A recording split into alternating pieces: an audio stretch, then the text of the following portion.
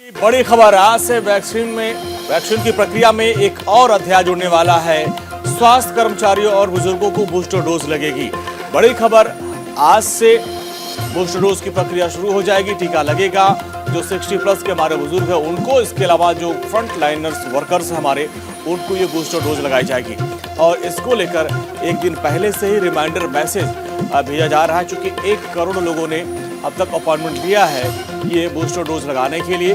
और इसको देखते हुए स्वास्थ्य मंत्रालय की तरफ से, स्वास्थ्य विभाग की तरफ से 1 करोड़ लोगों को रिमाइंडर मैसेज भेजा गया है कि आज आप लोग बूथ पे जाएं, सेंटर पे जाएं और अपना प्रिकॉशन डोज लगवा लें, क्योंकि कोरोना की लड़ाई को और आगे बेहतर तरीके से लड़ना है। तो उसमें जिन्होंने दोनों डोज लगवा लिया उनके लिए अब प्रिकॉशन डोज की व्यवस्था की गई है। और आज से प्रिकॉशन डोज यानी बूस्टर डोज लगाया जाएगा, जिसमें पहले चरण में जो 60+ के बुजुर्ग होंगे, इसके अलावा जो फ्रंट लाइनर्स जो होंगे, जो फ्रंट लाइन वर्कर्स होंगे, उनको ये बूस्टर डोज दी जाएगी। और करीब अभी तक जो स्वास्थ्य विभाग के आंकड़े हैं उनके मुताबिक 1 करोड़ लोगों ने इसके लिए अपॉइंटमेंट लिया है और उनको पहले ये बूस्टर डोज लगेगी। इसके बाद बाकी के जो लोग हैं, जो भारतवासी हैं, उनको बूस्टर डोज लगाने की प्रक्रिया शुरू होगी। लेकिन पहले चरण में, जैसा कि प्रधानमंत्री मोदी ने भी कहा था कि 15 से 18 साल के जो बच्चे होंगे उनको वैक्सीन लगेगी। इसके अलावा 60+ के जो बुजुर्ग होंगे उनको बूस्टर डोज दी जाएगी। और जो कोरोना फ्रंट लाइन वर्कर्स हमारे हैं उनको बूस्टर डोज दी जाएगी। तो आज उस प्रक्रिया की शुरुआत हो रही है। आज से बूस्टर डोज का टीका लगेगा। तो इस महामारी से लड़ने के लिए, कोरोना महामारी से लड़ने के लिए एक और हथियार और मजबूती से हमारे फ्रंट लाइन जो वर्कर्स हैं वो काम करें, इसलिए उनको बूस्टर डोज दिया जा रहा है। इसके पहले केंद्र सरकार की तरफ से अपनी मंजूरी दी गई थी कि बूस्टर डोज लगाया जाए और पहले चरण के तहत जो 60+ के बुजुर्ग हमारे हैं उनको दिया जाएगा। इसके अलावा जो स्वास्थ्य कर्मचारी हैं, फ्रंट लाइन वर्कर्स हैं, उनको ये बूस्टर डोज का टीका पहले चरण में लगेगा और आज से उसकी शुरुआत हो रही है। और अभी तक आपने अपना अपॉइंटमेंट नहीं लिया है तो आप वॉक इन जाएँ और वॉक इन जाकर भी आप वहाँ पे अपना अपॉइंटमेंट ले लीजिए और बूस्टर डोज का टीका लगवाइए, क्योंकि ये बहुत महत्वपूर्ण हो जाता है। क्योंकि लगातार हम खबरें आपको बता रहे हैं कि ब्रिटेन में जिस तरीके से कोरोना के मामले बढ़ रहे हैं, उसमें बूस्टर डोज जिन लोगों ने लगवा रखा है वो काफ़ी कारगर हो रहा है। यानी जो वैक्सीन की तीसरी और चौथी डोज की ज़रूरत नहीं है। और हमारे संवाददाता नमित त्यागी हमारे साथ दिल्ली से जुड़ रहे हैं। नमित, आज से एक और अध्याय जुड़ रहा है। जो महामारी से जंग हम लड़ रहे हैं उसमें बूस्टर डोज की प्रक्रिया शुरू हो रही है। तो जिन लोगों ने अपना अपॉइंटमेंट ले लिया है उनके लिए तो मैसेज आ गया, जिन लोगों ने अपॉइंटमेंट नहीं लिया उनके लिए क्या व्यवस्था है और आज कितनी तैयारियां हैं? दिल्ली में किस तरीके का उत्साह देखा जा रहा है, क्या तैयारियां हैं?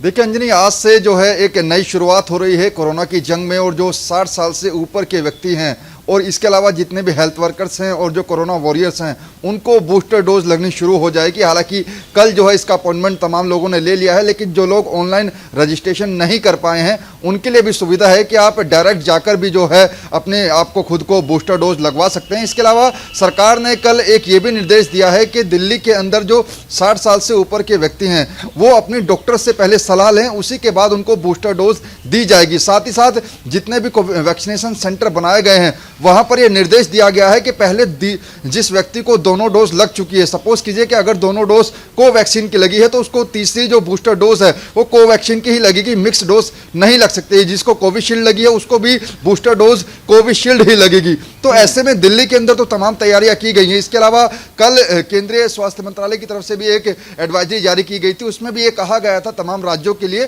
कि वैक्सीनेशन में जो है बूस्टर डोज में खासतौर पर मिक्सिंग ना हो, क्योंकि जिन राज्यों के अंदर चुनाव होने हैं वहां पर जब चुनाव आयोग ने तारीखों का ऐलान किया था अंजनी, उसमें भी कहा गया था कि जितने भी हेल्थ वर्कर्स हैं और जो कोरोना वॉरियर्स हैं जिनकी पोलिंग बूथ पर ड्यूटी रहेगी उनको भी बूस्टर डोज जल्द से जल्द लगनी चाहिए। ठीक है।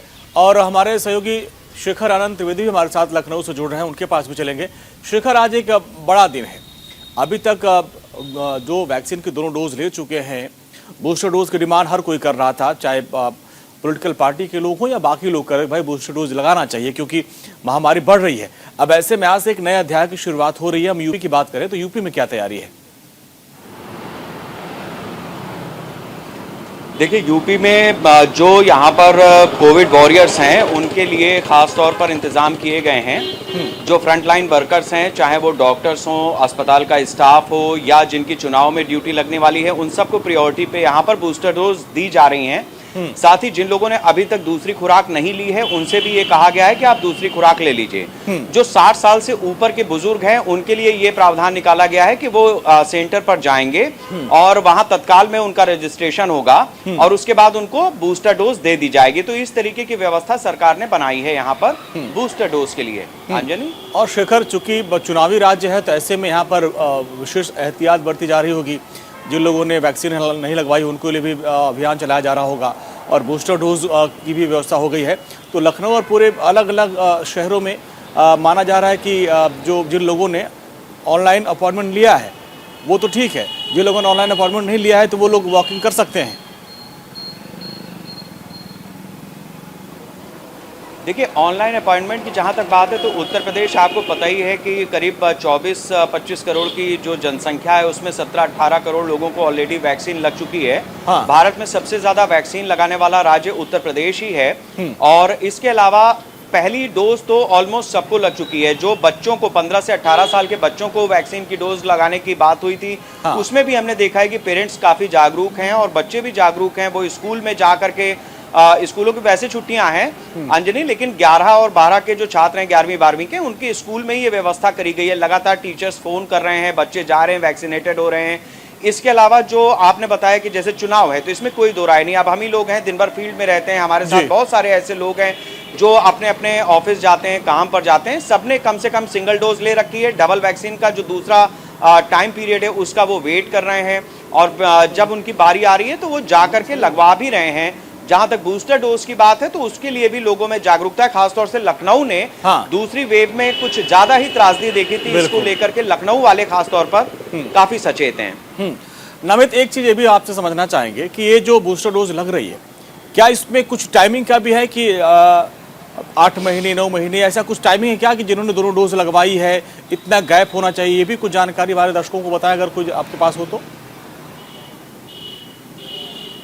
देखिए बिल्कुल अंजलि, इसमें जो टाइम पीरियड है, अगर आपको दूसरी डोज लगी है, दूसरी डोज और बूस्टर डोज के बीच में 39 सप्ताह का गैप होना चाहिए। ये केंद्रीय स्वास्थ्य मंत्रालय की तरफ से कहा गया है। 39 सप्ताह यानी कि 9 महीने के आसपास का गैप होगा, तभी आपको तीसरी डोज यानी कि बूस्टर डोज लगाई जाएगी। तो एक जो बड़ी बात है वो कल कही गई थी। इसके अलावा दिल्ली के अंदर बात करें तो जिन सेंटर्स पर कोरोना वैक्सीनेशन पहले से हो रहा है वहीं पर आप जो कोरोना वॉरियर्स हैं या फिर जो हेल्थ वर्कर्स हैं, फ्रंटलाइन वर्कर्स हैं, वो जाकर अपनी जो तीसरी डोज है, बूस्टर डोज है, वो लगवा सकते हैं। लेकिन उनको दिखाना होगा कि आपकी दूसरी डोज की डेट क्या थी। अगर आपके बीच तीसरी और जो बूस्टर डोज है और दूसरी डोज के बीच में 9 महीने का गैप है तभी आपको बूस्टर डोज दी जाएगी। इसके अलावा जैसे आपने ऑनलाइन रजिस्ट्रेशन की बात करी अंजलि, तो जिन लोगों ने दोनों डोज ले रखी है उनके लिए कोविन ऐप में एक तीसरा ऑप्शन डाला गया है कि अगर आपको 9 महीने हो गए हैं दूसरी डोज को लिए हुए तब आप वहां पर रजिस्ट्रेशन कर सकते हैं। और जिन लोगों की उम्र 60 साल से ऊपर है वो रजिस्ट्रेशन नहीं कर पाए हैं तो उनका ऑन द स्पॉट भी रजिस्ट्रेशन होगा।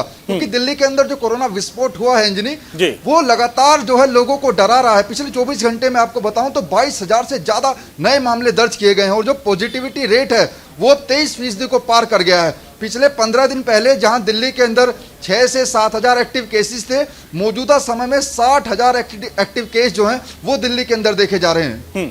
बिल्कुल। तो बड़ी खबर यह भी है कि कोरोना के मामले लगातार बढ़ते जा रहे हैं। चाहे हम यूपी की बात करें तो यूपी में भी आंकड़े तेजी से बढ़ रहे हैं और दिल्ली में तो रिकॉर्ड बन रहा है। करीब 22,000 मामले एक दिन में सामने आ रहे, तो ऐसे में चिंता की बात है। और आज तो नमित डीडीएमए की बैठक भी होने वाली है और आज से बूस्टर डोज भी लगने वाला है, यानी कोरोना को लेकर विशेष सतर्कता बरती जा रही है।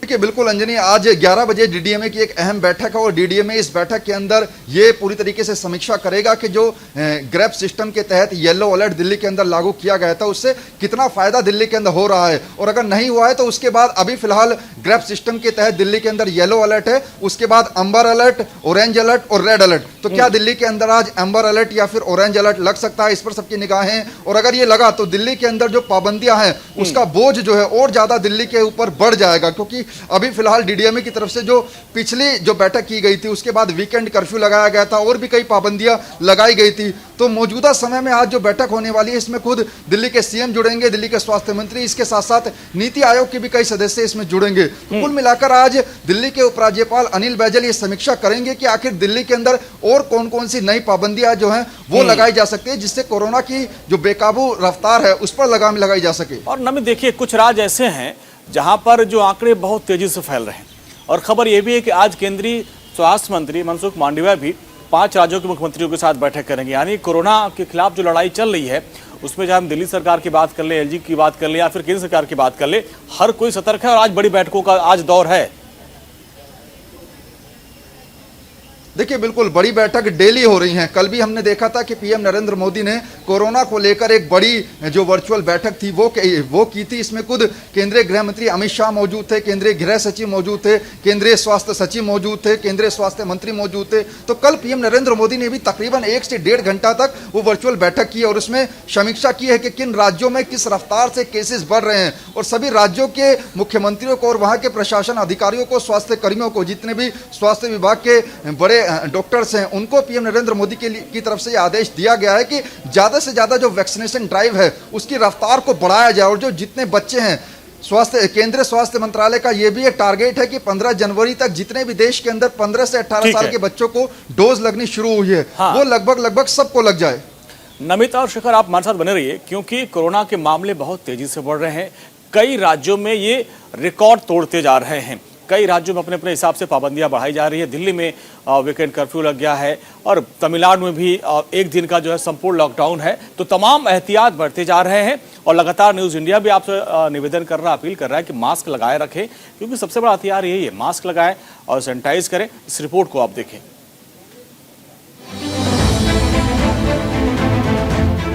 कोरोना महामारी एक बार फिर से तेजी से पांव पसार रही है। देश में 1.5 लाख तक के मामले रोज सामने आ रहे हैं और जिस तरह कोरोना फैल रहा है पाबंदियों की जकड़न भी बढ़ती जा रही है। केंद्र और राज्य सरकारें नई नई गाइडलाइंस ला रही हैं और जिसको देखते हुए ये कहा जा सकता है कि वो दिन अब दूर नहीं जब देश में फिर से संपूर्ण लॉकडाउन लग सकता है।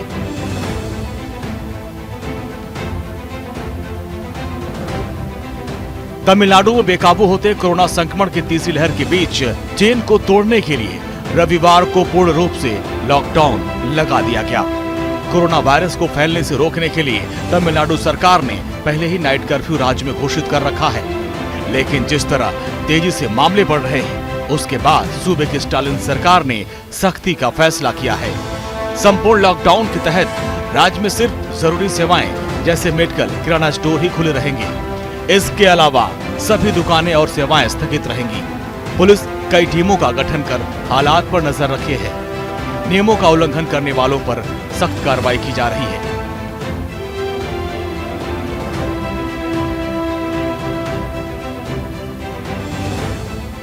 राजधानी दिल्ली में भी कोरोना से विस्फोटक हालात हैं।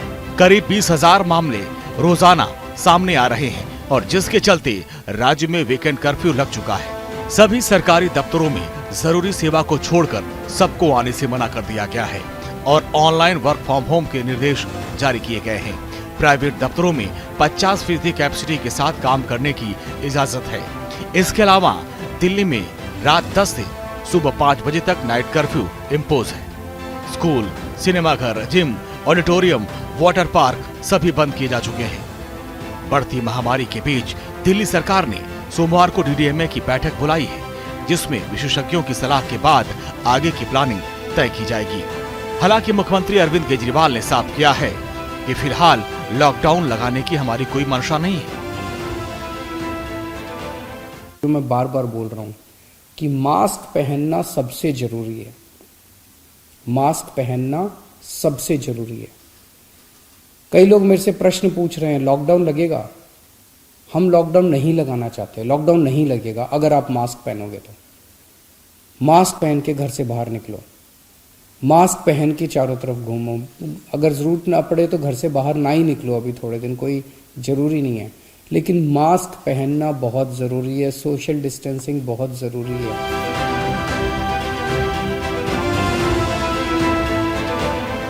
दूसरी लहर की तरह तीसरी लहर में भी महाराष्ट्र सबसे ज्यादा कोरोना से प्रभावित राज्य है। सबसे ज्यादा मामले यहीं से सामने आ रहे हैं और रोजाना करीब 40,000 से ज्यादा मामले महाराष्ट्र से सामने आ रहे हैं। महाराष्ट्र सरकार ने कोविड प्रबंधों को और कड़ा करते हुए सुबह 5 से रात 11 बजे तक 5 या फिर इससे अधिक लोगों के सामूहिक सार्वजनिक रूप से आवाजाही पर रोक लगा दी है। स्कूलों को 15 फरवरी तक बंद रखने का आदेश दिया गया है। आवश्यक कार्यों के अलावा रात 11 से सुबह 5 बजे तक कोई आवाजाही नहीं होगी। महाराष्ट्र और दिल्ली की तरह राजस्थान, हरियाणा में भी प्रतिबंध बढ़ाया गया है। यूपी में भी नाइट कर्फ्यू लगा दिया गया है। स्कूलों को 14 जनवरी तक बंद रखने का निर्देश दिया गया है। बिहार में 21 जनवरी तक नाइट कर्फ्यू लगा रहेगा। ये रात 10 से सुबह 5 बजे तक प्रभावी रहेगा। कोरोना महामारी को देखते हुए एमपी में बड़े मेलों का आयोजन नहीं होगा। देश भर में तेजी से बढ़ रहे कोरोना के मामलों में अलग अलग राज्यों में पाबंदियां और बिजनेस इकोनॉमिक पर असर पड़ना शुरू हो चुका है। खासकर छोटे दुकानदारों की मुश्किलें बढ़ गई हैं। एक अनुमान के मुताबिक बीते 10 दिन में व्यापार 45% घट चुका है। पहले नाइट कर्फ्यू और बाद में जो वीकेंड कर्फ्यू का ऐलान किया गया है, उससे छोटा व्यापारी, छोटा दुकानदार और होटल इंडस्ट्री बहुत ज्यादा प्रभावित है। जैसा कि पिछले 2 लॉकडाउन में अभी उनका व्यापार पटरी पर आया भी नहीं था और अब इस तीसरी लहर ने छोटे दुकानदार और व्यापारियों की कमर तोड़ के रख दी। कोरोना एक बार फिर से खतरनाक रूप अख्तियार कर चुका है। ऊपर से नया वेरिएंट भी तेजी से फैल रहा है। देश में ओमिक्रॉन के मामले 4000 के आसपास हैं और ऐसे में हमें नई मुसीबत या नई पाबंदियों से बचना है तो सरकार की गाइडलाइंस का हर हाल में पालन करना होगा, वरना क्या होगा उसका अंजाम सबको मालूम है। Bureau report, news India.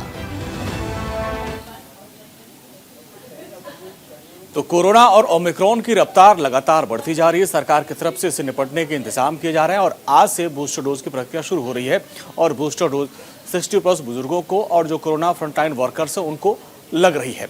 और ऐसे में क्या व्यवस्था अलग अलग राज्यों की हम लगातार हमारे संवाददाता बता रहे हैं और मुंबई से हमारे साथ जुड़ रहे हैं शुभम आपके पास आएंगे।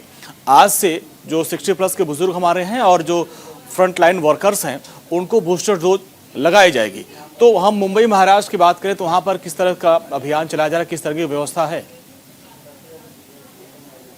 देखिए अंजनी जी, आज से बूस्टर डोज की शुरुआत हो चुकी है और जो 60+ 60+ जो बुजुर्ग व्यक्ति हैं वो आज से बूस्टर डोज लगवा सकते हैं। इसके अलावा जो स्वास्थ्य हेल्थ वर्कर, जो फ्रंट लाइन वर्कर थे, जो जिन्हें शुरुआत में वैक्सीन दी गई थी पहली डोज और दूसरी डोज, वो उन लोगों का नंबर जो है आज से शुरू हो जाएगा। तो मुंबई के अलग अलग वैक्सीनेशन सेंटर पे आज से बूस्टर डोज की शुरुआत हो चुकी है और सुबह से ही कई सेंटरों पर जो है वो जो वरिष्ठ नागरिक है, जो बुजुर्ग हैं, उनकी भीड़ देखने को मिल रही है क्योंकि बूस्टर डोज का मामला है और ओमिक्रॉन तेजी से पैर पसारकर इस वक्त पूरे महाराष्ट्र में दस्तक दे चुका है। और आज से एक और महाराष्ट्र सरकार ने कुछ पाबंदियां भी लगा दी जो आज से शुरू हो जाएगी। रात 11 बजे से लेकर सुबह 5 बजे तक नाइट कर्फ्यू, 5 से ज्यादा लोगों की जो है जमावबंदी पूरी तरह से रोक है। इसके अलावा अगर स्विमिंग पूल की बात करें, गार्डन की बात, तो पूरी तरह से बंद रहेंगे। रेस्टोरेंट 50% चलेंगे, सैलून 50% चलाने की अनुमति दी गई है। इसके अलावा मुंबई के डोमेस्टिक एयरपोर्ट पे जो भी भारत से किसी भी प्रदेश या राज्य से आएगा। शुभम, लगातार वो हम तस्वीरें दिखा रहे हैं किस तरीके से सेंटर पे व्यवस्था की गई है।